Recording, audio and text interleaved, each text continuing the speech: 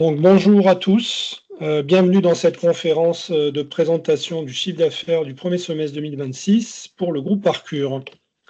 Donc, il s'agit d'une conférence ouverte donc à tout le public, investisseurs, actionnaires ou non, et dans lequel on va aborder donc tous les sujets relatifs à cette publication qui a eu lieu vendredi matin. Donc, on a annoncé un chiffre d'affaires semestriel de 6,5 millions d'euros pour le premier semestre 2026, en progression de 3% par rapport au premier semestre 2025. Donc, au cours de cette présentation, on va aborder bien sûr cette publication, un petit peu la constitution de ce chiffre d'affaires, les tendances qu'on observe, le redressement de la société, on va bien sûr en parler, les challenges qui restent face à nous et la stratégie de l'entreprise pour les semestres qui viennent. Tout au long de la conférence, vous pouvez poser des questions par écrit dans le module Q&R, donc qui est normalement dans votre interface Teams. Et donc, on laissera un moment à la fin de cette conférence qui, en tout, doit durer 1 heure. Donc, on laissera une demi-heure ou 25 minutes à la fin pour pouvoir adresser toutes les questions, puisque l'un des objectifs de cette conférence, c'est d'installer un échange aussi transparent que possible, suivant les habitudes et la tradition du groupe Arcure. Voilà, donc j'avance sur la présentation. Donc, pour ceux qui découvrent le sujet, Arcure est un groupe international spécialiste en IA, appliqué au traitement d'images en particulier et pour le secteur industriel. Donc, chez Arcure, on fait de l'IA depuis 17 ans maintenant, depuis la création de la société. Bien sûr, les premiers produits Arcure utilisaient une IA qui était beaucoup plus rudimentaire qu'aujourd'hui, mais on a toujours travaillé dans ce domaine-là de l'IA et toujours dans ce secteur des véhicules en dehors de la route. Donc, notre gamme de produits clés s'appelle Blackster. D'ailleurs, c'est sous ce nom que nous sommes connus commercialement. La gamme Blackster, c'est une gamme de solutions intelligentes à l'origine de détection de piétons pour véhicules industriels, donc pour véhicules utilisés en dehors de la route. Et désormais, bien sûr, c'est une gamme très étendue, donc qui va de la fonction de base, qu'on appelle nous de base, hein, de détection des piétons autour des véhicules industriels, jusqu'à des fonctions plus avancées, donc détection d'autres véhicules, localisation du véhicule dans les zones de danger, connectivité de nos solutions à un dashboard que nos clients peuvent consulter pour faire un petit peu des actions de prévention en matière de sécurité, analyser la sécurité sur leur site. Donc on a aujourd'hui toute une gamme, toute une palette de produits qui va d'un produit d'entrée de gamme qui a la performance de Blackster, mais qui est accessible en prix, jusqu'à une version très haut de gamme, connectée, qui offre beaucoup de fonctionnalités et qui est évolutive. Donc notre mission, c'est de devenir leader mondial des algorithmes de perception intégrés pour la sécurité et la productivité industrielle. Donc à ce jour, nous avons une base installée de produits de l'ordre de 25 000, installés dans une cinquantaine de pays. Nous sommes présents historiquement, bien sûr, en Europe, mais également en Amérique du Nord et en Amérique du Sud, et puis une présence également en Asie-Pacifique. Notre présence géographique, elle est soit directe, donc ça c'est la France, l'Espagne, la Grande-Bretagne, les États-Unis, et puis elle est indirecte dans tous les autres pays au travers d'un réseau de distribution, et nous allons y revenir puisque ce réseau de distribution est une composante essentielle de notre stratégie. Le client typique de Blackster, donc, c'est un grand groupe industriel mondial en général. Et donc, parmi les 500 plus grands groupes mondiaux, 50 sont des clients Blackster. L'équipe de direction, donc vous avez les 2 cofondateurs à l'image ici, et puis notre CFO, Virginie. Donc, Patrick et moi, nous partageons la direction de l'entreprise. Nous sommes actifs sur l'ensemble du périmètre de management de la société. Ce que nous partageons, ce que nous faisons ensemble, on va dire, c'est la partie stratégique, relations investisseurs, l'analyse stratégique, les partenariats, les négociations stratégiques. Et ensuite, donc, on a des spécialités. Moi, je me spécialise un petit peu dans la partie développement commercial, la finance également, et puis Patrick, plus dans la partie industrielle, recherche et développement.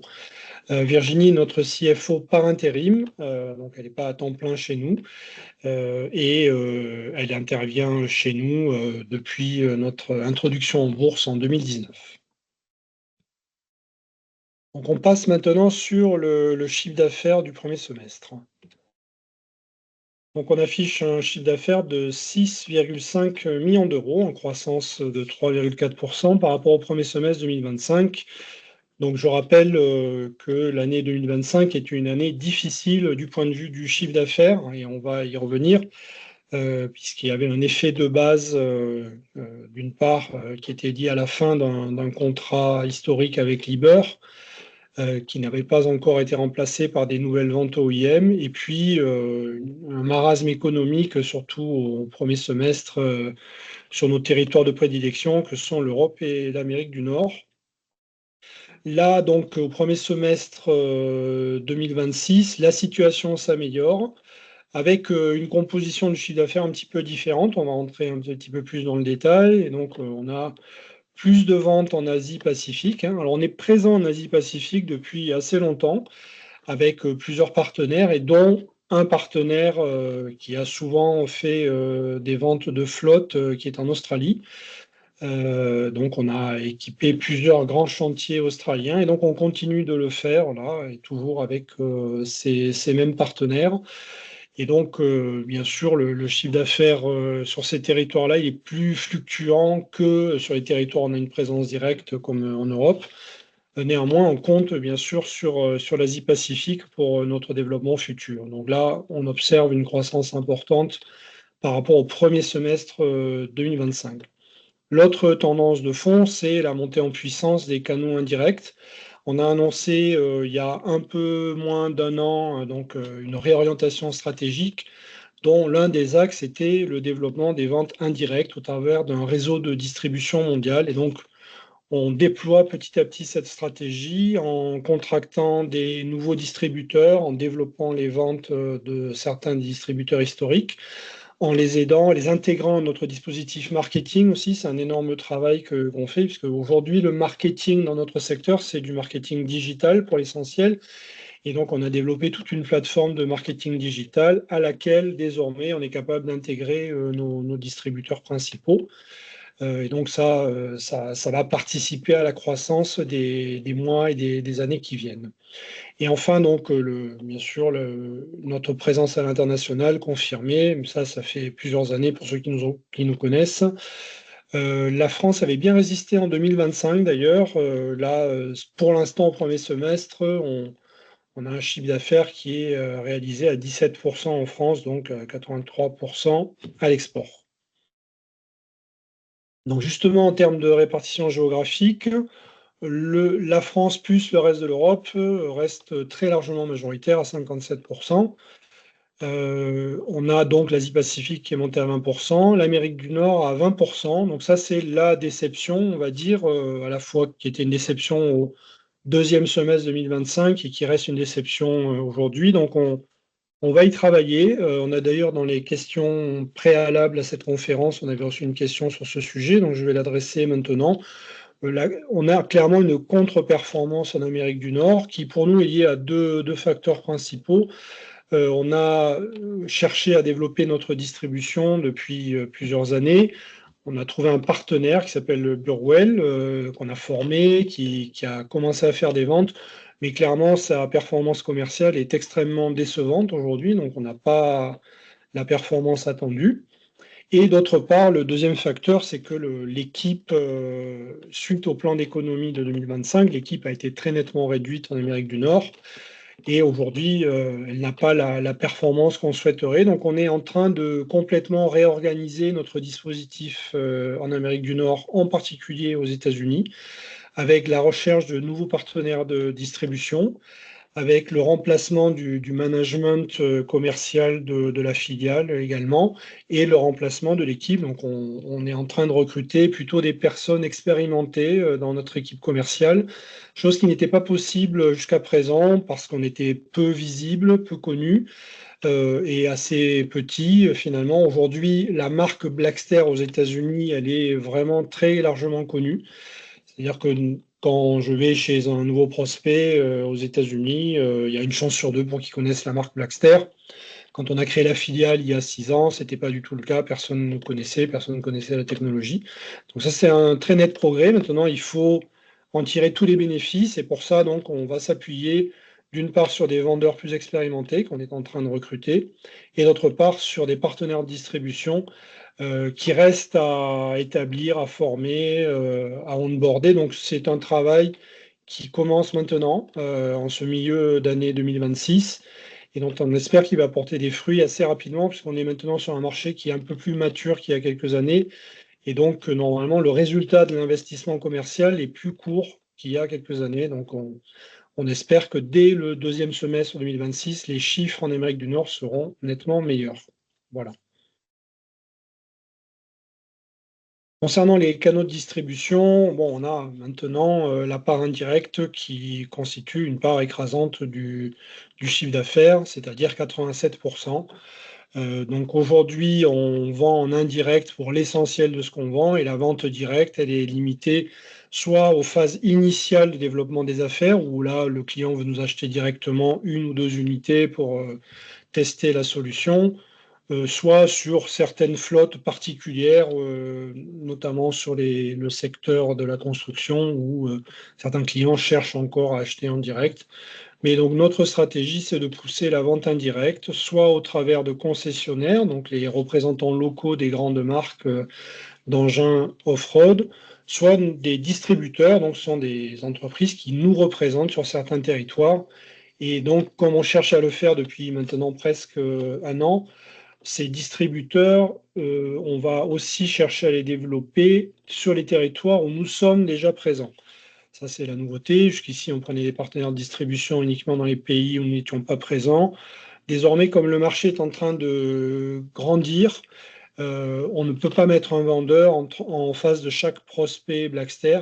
Et donc, il est nécessaire de développer des partenariats de distribution. Donc, ces distributeurs, ça va être des distributeurs d'équipements pour le secteur des engins de construction ou des chariots élévateurs, des gens qui vendent des produits donc qui s'intègrent sur ces véhicules et qui ont une appétence pour la technologie. Donc on y travaille aujourd'hui, on est au tout début de ce développement de la distribution, mais pour nous, ça sera un relais de croissance essentiel.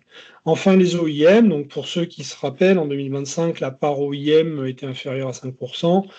Aujourd'hui, on est à 10%, grâce donc essentiellement au partenariat avec Jung Heinrich, donc qui est au tout début de sa phase de déploiement, de montée en puissance.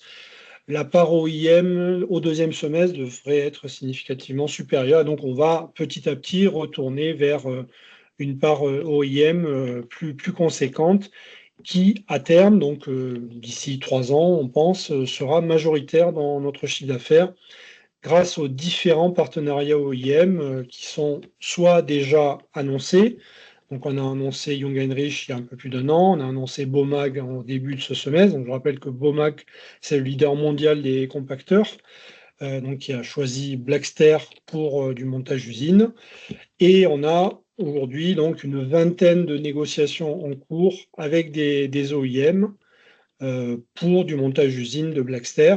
Donc ces partenariats-là vont aboutir. Nous, on pense que d'ici la fin de l'exercice 2026, on va pouvoir annoncer un nouveau contrat OIM avec un constructeur de machines majeur, d'une part, et d'autre part, on pense également signer plusieurs contrats OIM avec des équipementiers de rang 1 de notre secteur. Donc on a des négociations aussi importantes dans ce domaine-là. Et donc, ce qui est intéressant, c'est que on a annoncé, et on va y revenir, il y a un an, un changement stratégique pour aller de plus en plus vers de l'algorithme et du logiciel. Dans un premier temps, ces ventes de logiciels se feront vers des équipementiers de rang 1 Et donc, c'est pour ça que ces futurs partenariats avec des équipementiers de rang 1 sont de la première importance et devraient contribuer très significativement à faire croître la part OIM dans le chiffre d'affaires des mois et des années qui viennent. Alors justement, on passe sur la partie stratégie et feuille de route. Donc là, je me concentre beaucoup sur la partie logicielle, hein, donc on l'a annoncé, on veut aller vers de plus en plus de logiciels. Néanmoins, aujourd'hui, le marché sur lequel nous nous trouvons, c'est un marché qui demande encore du matériel. Donc dans un premier temps, ce que nous cherchons à faire, c'est de complètement externaliser la partie matérielle et de concentrer tous nos efforts et toute notre recherche et développement uniquement sur le développement de logiciels, sur le développement des algorithmes, qui sont les segments sur lesquels on a vraiment de la valeur ajoutée et où on peut faire une différence. Sur le matériel, historiquement, il était nécessaire de nous positionner. Aujourd'hui, nous bénéficions des avancées technologiques dans le hardware, issu essentiellement du secteur automobile, et donc il n'est plus nécessaire d'investir dans le développement de matériel. On peut bénéficier, du matériel disponible pour l'automobile dans nos secteurs d'application. Et donc, c'était vrai jusqu'ici pour les composants électroniques depuis quelques années. Désormais, c'est même vrai aussi pour des caméras entières, caméras intelligentes, qui sont disponibles sur le marché, et sur lesquelles nous, il est tout à fait possible d'intégrer, nos algorithmes et notre logiciel. Aujourd'hui, notre estimation, c'est qu'il y a 50% à peu près, du secteur industriel qui est soit client, soit en recherche d'une solution d'IA pour la protection périmétrique autour des véhicules. C'est considérable. Beaucoup de ces gens-là sont en recherche. Certains achètent du Blackster, certains achètent des solutions low cost venues d'Asie, qui aujourd'hui sont complètement sous-performantes, mais c'est une façon d'accéder à ce marché à moindre coût, mais pour l'instant, ça ne résout pas du tout les problèmes de sécurité. Et le potentiel de marché, si on considère que sur les territoires considérés, il y a entre 1,3 et 2 millions de véhicules par an. Ça fait une profondeur de marché totale de la classe 500 millions d'euros pour la part logicielle uniquement, hein, sans parler du matériel, sachant qu'aujourd'hui, 100% de ce que nous vendons comporte une composante matérielle. Mais nous pensons que cela devrait changer dans les années qui viennent, en particulier avec les premiers contrats OEM vers les Tier 1. La flotte installée de Blackster est donc de 25 000 unités. Ça reste petit par rapport au potentiel de marché, hein, j'en parlais tout à l'heure. Et donc aujourd'hui, bien entendu, une grosse différence par rapport à la situation qu'on a pu connaître historiquement et ne serait-ce qu'il y a 4 ans, c'est qu'aujourd'hui, il y a une concurrence pour nous. Nous faisons face à une concurrence assez agressive de produits low cost venus d'Asie, venus de Chine, hein, pour être très clair. Cette concurrence-là prend des parts de marché sur les nouveaux clients, on va dire, sur les gens qui sont les nouveaux adopteurs de ces technologies-là. L'inconvénient, c'est que c'est pas du business pour Blackster, notamment pour notre partie entrée de gamme. L'avantage, par contre, c'est qu'on n'est plus tout seul à évangéliser le marché, et donc ça ouvre quand même le marché a beaucoup plus d'acteurs et ça nous permet à nous de nous positionner vis-à-vis des gens qui ont vraiment besoin de quelque chose qui fonctionne, c'est-à-dire qui sauve des vies. Et pour l'instant, sur le marché, il n'y a que Blackster qui sauve des vies, hein. Le reste, ce sont des gadgets.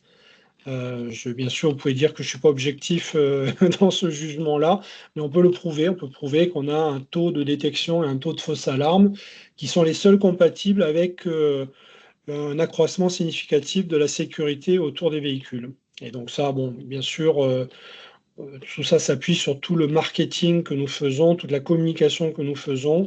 Et donc ça fait partie désormais de l'évangélisation du marché, en particulier vers les constructeurs. Notre travail, c'est d'expliquer en quoi une performance minimum est requise pour vraiment améliorer la sécurité autour des véhicules. Donc nous considérons cet avènement de la concurrence comme plutôt un bon signe. Maintenant, c'est à nous de rester en avance du point de vue technologique et de saisir ces opportunités. Alors, on a annoncé ce changement stratégique il y a un peu moins d'un an. Donc, je rappelle les deux piliers de valeur d'Arcure. Le logiciel. Donc, nous souhaitons offrir des algorithmes d'IA de haute performance, pas seulement pour la détection de piétons comme nous l'avons fait historiquement, mais nous faisons beaucoup plus aujourd'hui. C'est bien sûr une détection des personnes, mais une détection aussi des autres véhicules. Et donc, nous appelons ça la perception du risque, à laquelle nous associons une communication vers le véhicule pour permettre au véhicule d'avoir une réaction adaptée en fonction du niveau de risque estimé par l'IA. Donc c'est vraiment très, très différent, je dirais, d'une fonction basique de piéton, pas piéton. On est bien en avance par rapport à ça aujourd'hui. Notre modèle jusqu'ici, c'était de vendre un équipement qui intégrait du logiciel avec nos algorithmes.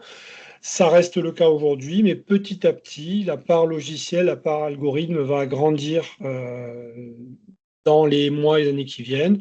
Au départ avec des équipementiers de rang 1, ensuite vers les constructeurs également, puisque les constructeurs vont intégrer de la puissance de calcul dans leurs machines, donc il sera possible de leur vendre des licences logicielles également. Et puis pour la partie aftermarket, donc c'est le deuxième pilier, accentuer la distribution, puisqu'il est impossible d'adresser l'ensemble du marché tel qu'il se présente aujourd'hui avec une équipe. On a aujourd'hui à peu près 20 personnes dans l'équipe commerciale, c'est impossible avec 20 personnes. Donc ces 20 personnes vont plutôt être des animateurs de distributeurs, des animateurs de réseau, et ces réseaux vont vendre nos produits. Ça va être essentiellement ça notre façon de travailler. Sachant que sur l'aftermarket, donc nous avons quand même une offre complète, comme je disais, qui va de l'entrée de gamme, un produit performant mais accessible, jusqu'à une version très haut de gamme qui a tout un tas de fonctionnalités, qui est connectée, qui offre des fonctions de détection avancée, des fonctions d'analyse pour les clients. Et nous sommes qu'au début de ça, puisqu'il y a encore bien des caractéristiques techniques qui vont s'enrichir au fil du temps. Voilà. Alors, je rappelle la feuille de route 26-27 avec quelques jalons clés, signer des nouveaux partenariats OIM. Donc, au premier semestre, on a commencé à délivrer là-dessus, puisqu'on a annoncé le partenariat BOMAG. Nous avons dit dans le communiqué de presse que nous pensions annoncer un autre accord OIM majeur, donc avec un constructeur, au cours du deuxième semestre 2026, sachant qu'il y en a une vingtaine d'autres qui sont en négociation à l'heure actuelle. Et puis, nous pensons également pouvoir annoncer plusieurs accords OIM avec des Tier 1, avec des équipementiers de rang 1, dans les mois qui viennent. Ce sont des accords pour lesquels nous ferions essentiellement de la vente de logiciels. Nous avons également annoncé en début d'année mettre des efforts sur un projet dans l'autonomie. Notre analyse est qu'aujourd'hui, la technologie LLM permet enfin d'envisager de l'IA pour l'autonomie des véhicules. La technologie permet d'envisager aujourd'hui d'utiliser ces approches-là pour faire du véhicule autonome. Donc notre idée, c'est de dire, avec premièrement notre base installée de Blackster, 25 000 Blackster dans le monde, donc il y a une capacité de captation de données, etc. Avec notre savoir-faire en IA, développé au cours des 17 dernières années, nous pensons avoir des atouts décisifs pour être un acteur incontournable de l'autonomie du véhicule off-road dans les années qui viennent. Donc, nous allons nous appuyer sur des partenariats avec certains constructeurs, partenariats avec des utilisateurs finaux, mais partenariats technologiques également, pour lancer un projet d'autonomie qui sera annoncé, nous pensons, avant la fin de cette année. C'est quoi l'intérêt pour Blackster? Premièrement, c'est la mise en valeur de notre savoir-faire technologique.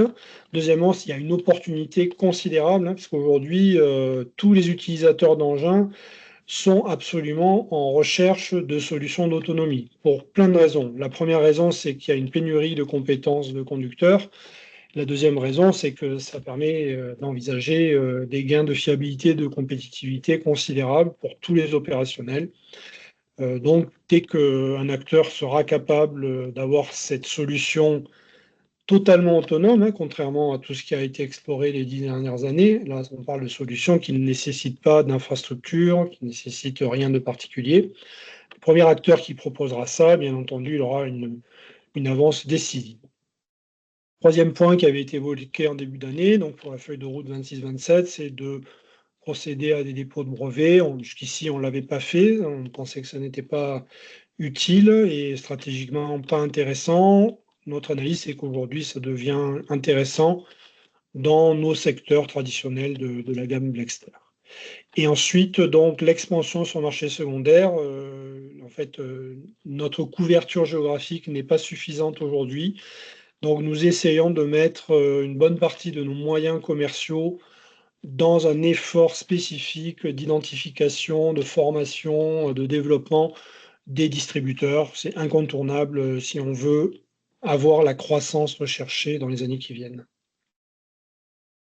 Voilà, donc une page de conclusion très rapidement pour rappeler ce qui arrive. Donc les résultats, cette fois-ci, du premier semestre 2026 seront publiés le vendredi 25 septembre 2026. Et donc, ils seront suivis également d'un webinaire, probablement le 25 après-midi.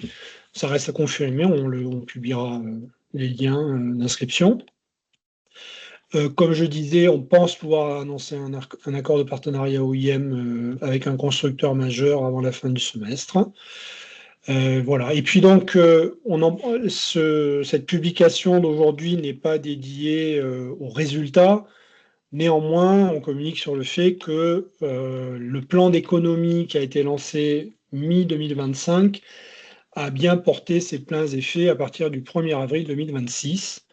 Donc, on avait annoncé des économies annuelles de la classe 1,7 million d'euros. Donc, on mesure bien ce niveau-là d'économie sur nos coûts fixes depuis le 1er avril 2026. Donc, c'est important pour ceux qui essaient de comprendre, on va dire, l'équation de rentabilité de la société.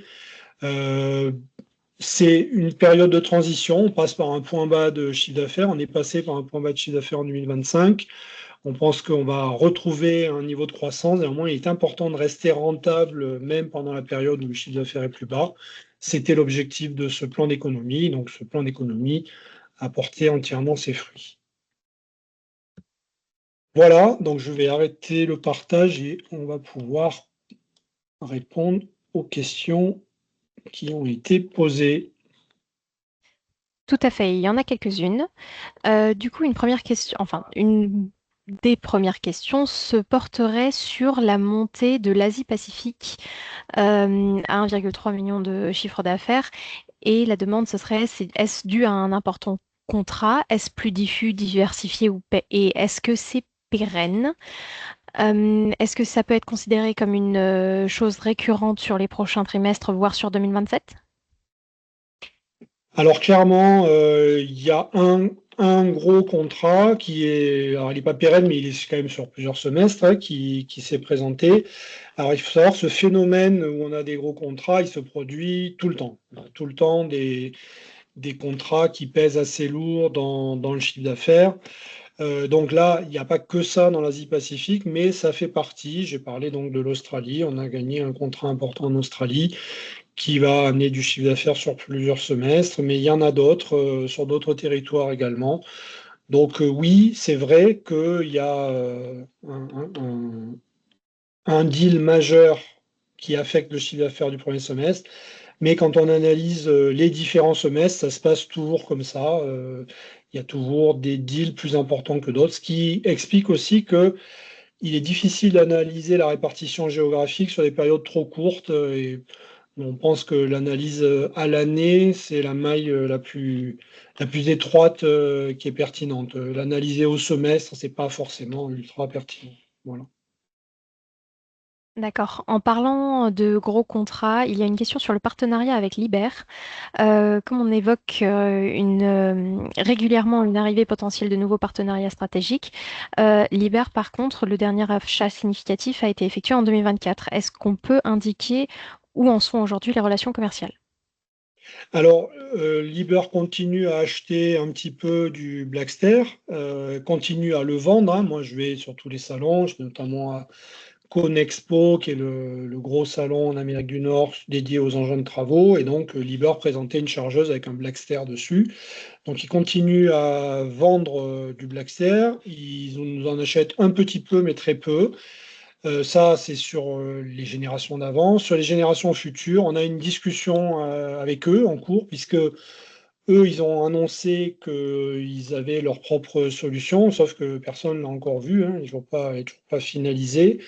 Ce qui crée finalement une situation très originale pour Liber, qui a été le premier acteur de ce domaine-là à proposer une solution d'IA pour détecter les personnes avec Blackster et qui se retrouve aujourd'hui parmi les leaders mondiaux, un des seuls à ne rien avoir.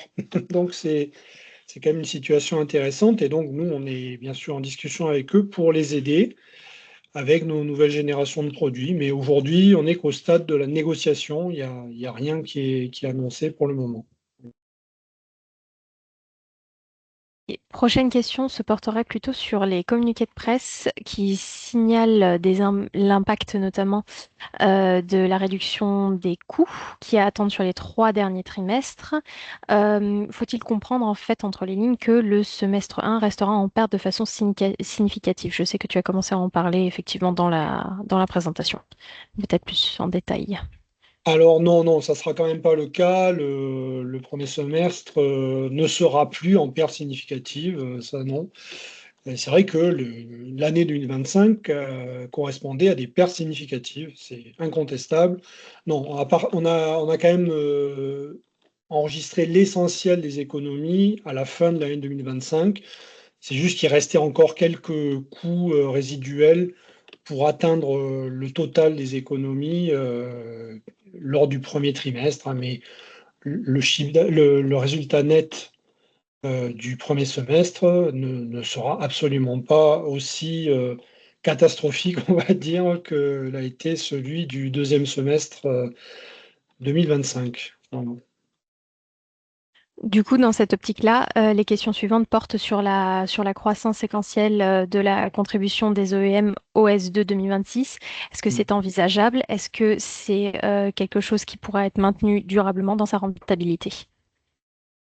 Alors oui, en tout cas, bon, bien sûr, le semestre commence à peine, mais notre analyse, c'est que la part OIM dans le chiffre d'affaires du deuxième semestre 2026 va être beaucoup plus importante grâce à la montée en puissance du contrat Young Heinrich, grâce aux premières ventes avec Bomag, plus les autres contrats OIM qu'on n'a pas le droit d'annoncer pour l'instant, hein, mais qui sont quand même en discussion très avancée.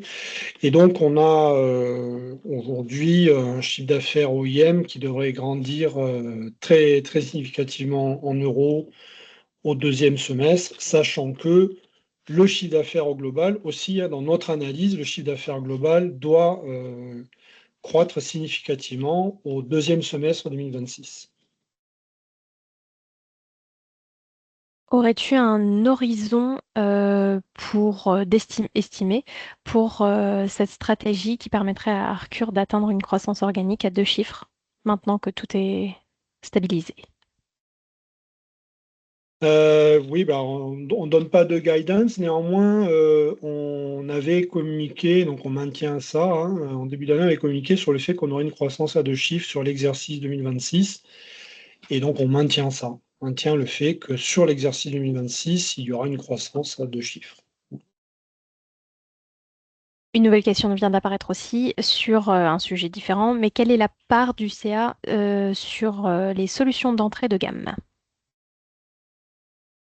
Alors ça reste minoritaire, néanmoins ça commence à peser assez lourd. Alors je n'ai pas le chiffre exact, je l'ai plutôt en nombre.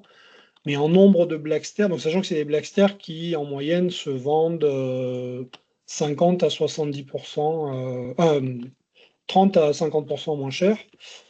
Et donc en nombre, il se vend à peu près autant de Blackster d'entrée de gamme que de Blackster haut de gamme. Donc nous, en interne, on appelle ça le Blackster AHD, la version d'entrée de gamme, qui est une version donc, analogique AHD.